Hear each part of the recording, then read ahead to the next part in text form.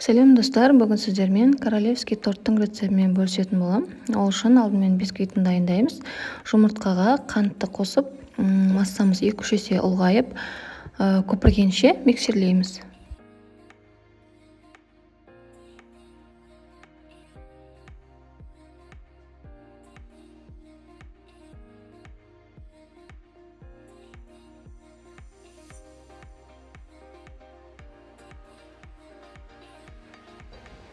Массамыз ұлғайды, енді сұйық майды және де жылы сүтті қосып, тағы да бір келкі болғанша миксермен араластырып жібереміз.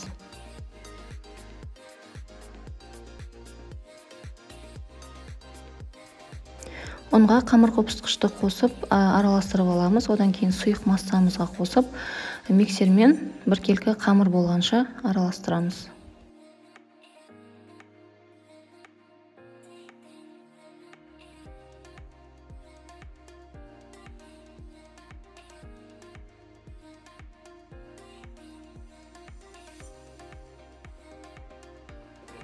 Қамырымызды 3 ыдысқа теңдей бөліп аламыз.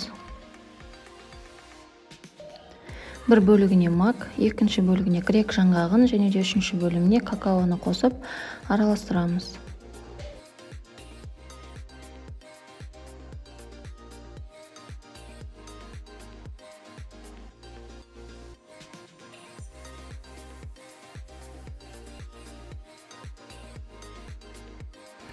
Противенге пергамент қағазын немесе фольганы төсеп, 22 диаметрлі формамызды қойып, әр бисквитті жеке-жеке 180 градуста 20-25 минуттан пісіріп аламыз.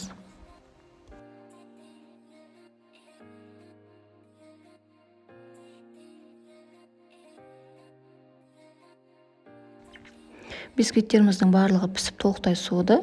Енді бисквиттерімізді тегістеп, беттерін кесіп алып тастаймыз.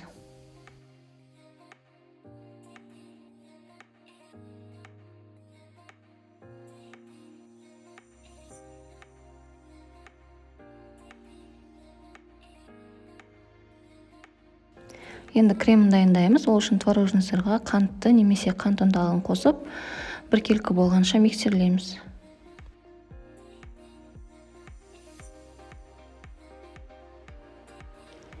Салқын сливкиді қосып, тағы да қою крем болғанша миксерлейміз. Осы крем торттың ішіне салуға да, сыртын қаптауға да жеткілікті.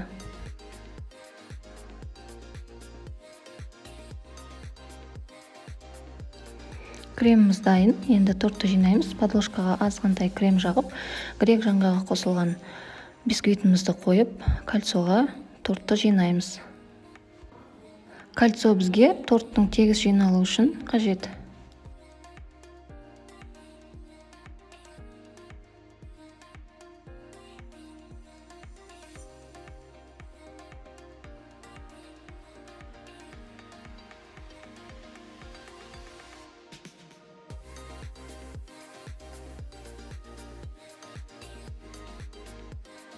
Тортты жинап болғаннан кейін 1-2 сағатқа тоңазытқышқа салып қоямыз. Қалған кремге қалауыңызша мак қоссаңыз болады. Осы қалған креммен енді торттың сыртын қаптайтын боламыз.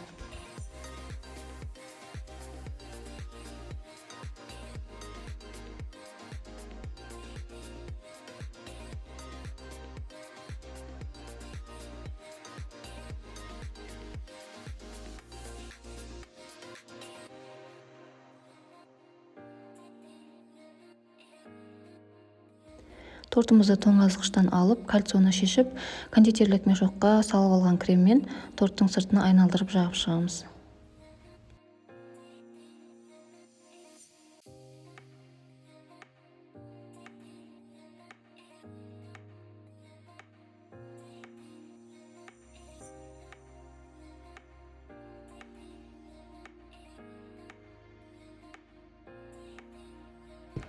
Торттың сыртын тегістеп, қалауымызша сәндейміз. Осымен біздің тортымыз дайын.